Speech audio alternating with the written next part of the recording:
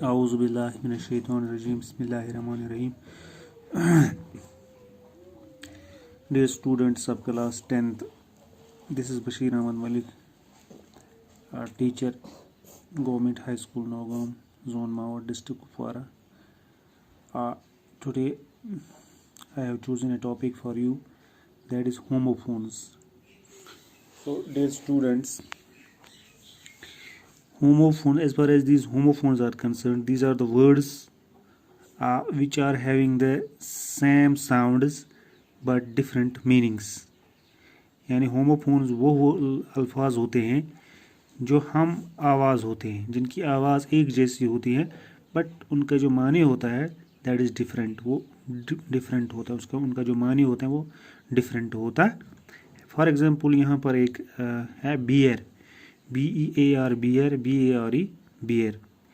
Beer जो है भालू को भी हम बोलते हैं BEAR, बियर.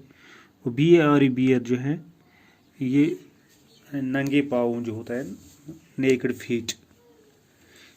इसी तरह cost, COST, cost means price. CAST, cast, cast means ज़ात. या दूसरा कास्ट है डालना, जब हम वोट डालते हैं we cast the vote. So these are the words, they are sounding the same, their sound is same, but if we will look at the meaning of these words, their meaning is different. So here we can see the students aren't allowed to speak aloud.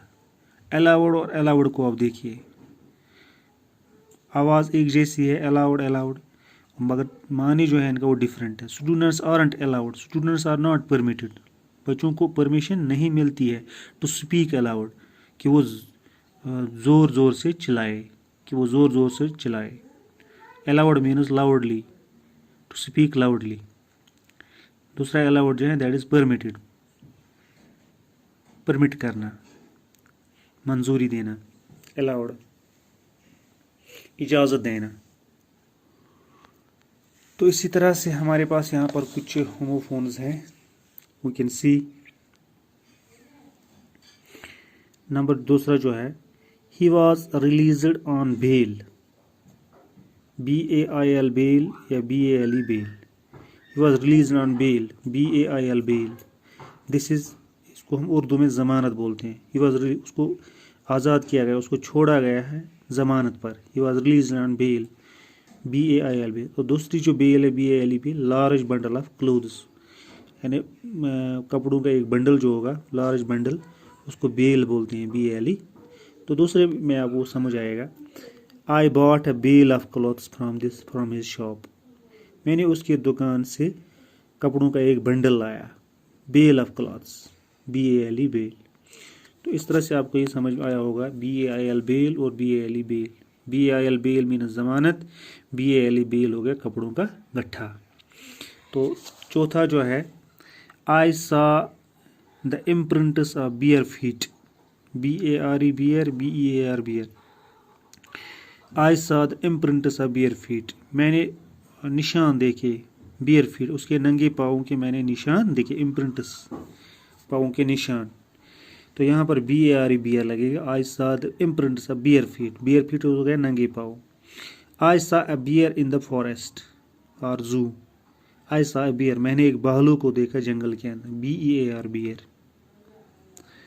इसी तरह है, I want bear his insult, endure, bear हो गया यहाँ पर endure है बर्दाश्त करना. I want bear his insult, tolerate, BAR bear, मैं उसके इंसल्ट को, उसकी बदतमीजी को मैं बर्दाश्त नहीं करूँगा. I want bear his insults. I have cast my vote, CAST cast, यानी वोट डालना, उसको कास्ट बोलते हैं. I cast my vote, I have cast my vote, CAST cast. इसी तरह I am peer by caste, CASTE caste, हो गई ज़ात. I am peer by caste, यानी मैं ज़ात से पीर हूँ, मैं ज़ात से पीर हूँ. इसी तरह आगे जाएंगे हम. यहाँ पर है, it is now easy to cast the iron, CAST cast. Give a shape यानी आयरन को कोई शेप देना, कोई चीज़ बनाना। It's now easy to cast the shape, cast the iron. Cast हो गया यहाँ पर टू गिव ए शेप, किसी चीज़ को शेप देना। अब ये मतलब इजी है कि हम आयरन को कास्ट कर सकते हैं, शेप दे सकते हैं। What is the cost of this book, what is the price of this book, COST cost, COST cost. What is the cost of this book? What is the price of this book? Cost means price. We must seize the evil. CEASE, seize means end. We must end the evil. दूसरा seize है the job of the police is to seize the illicit timber. Police का काम है to seize, to apprehend the illicit timber, पकड़ना। SEIZE, seize. CEASE, seize हो गया and खत्म। SEIZE, seize means apprehend, पकड़ना। पुलिस का काम है गैर कानूनी लकड़ी को पकड़ना। The ships are sailing on the seas. हाँ, जो जहाज हैं, समंदरी जहाज हैं, वो सेल कर रहे हैं समंदर के अंदर। On the seas, SEAS, seas. He sees many of the seas. SEES, sees, देखना। He sees, look. He looks many of the seas. SEAS, seas means समंदर। I saw a dog in the zoo. Dog means female animal, deer. यानी मादा हिरन को या मादा rabbit को हम डॉग बोलते हैं। I saw a dog in the zoo. Sorry. I saw a doe in the zoo. A duff is mixture of flour and water. Duff, DOUGH, duff, mixture of flour or water. I am dyeing my shirt. Dyeing means color करना, DYEING, dyeing. दूसरा है I am dying of hunger, मैं मर रहा हूँ, DYING हो गया dying, मरना। DYEIN, dying हो गया कलर करना। The students made a ring. Students ने रिंग बनाई यानी दायरा बनाया, दायरा बनाना, RING, ring. She has worn a wedding ring. उसने शादी की अंगूठी पहनी, RING, रिंग हो गया अंगूठी। Please ring the bell. मेहरबानी करके बेल को रिंग करो यानी बेल बजाओ। Wring the shirt to get the water out of it. Wring यहाँ पर जो है to twist wet cloth, कोई गीला कपड़ा जो है उसको ट्विस्ट करना जहाँ से फिर वो पानी निकलता है, निचोड़ना, WRING, रिंग।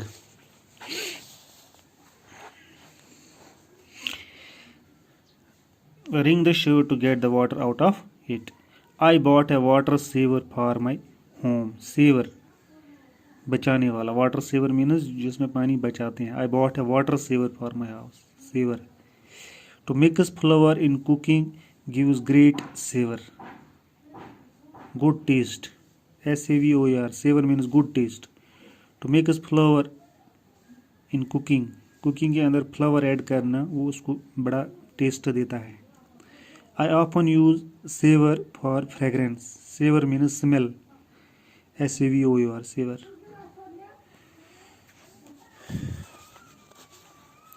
तो चलिए आगे देखते हैं हम।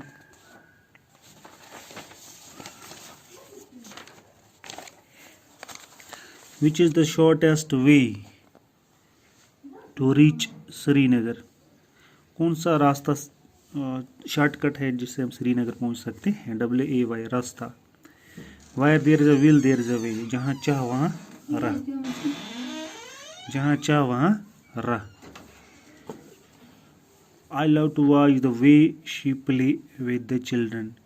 वो कौन सा तरीका इख्तियार करें जिससे वो बच्चों के साथ खेलती है? WHEY, V is good for digestion. WHEY, V, ये वे हो गया watery pot of milk.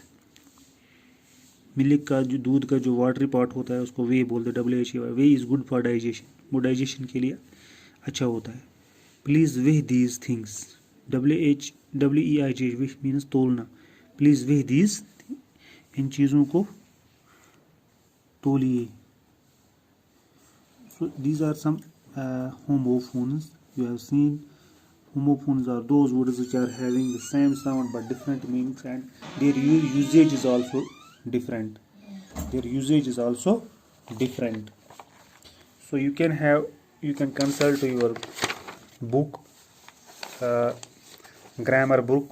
There are so many homophones, and you will try to get the meaning of these moves. Later on you would be able to use these properly whenever you found a need, when there is an examination, and you can easily use these homophones properly at their proper places. But first you must get the meaning of these homophones. You should be knowing the meaning of these words. Whenever you will be able to get the meaning of these new words, you would be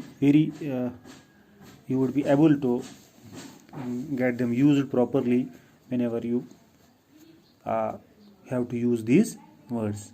So I think you have to some extent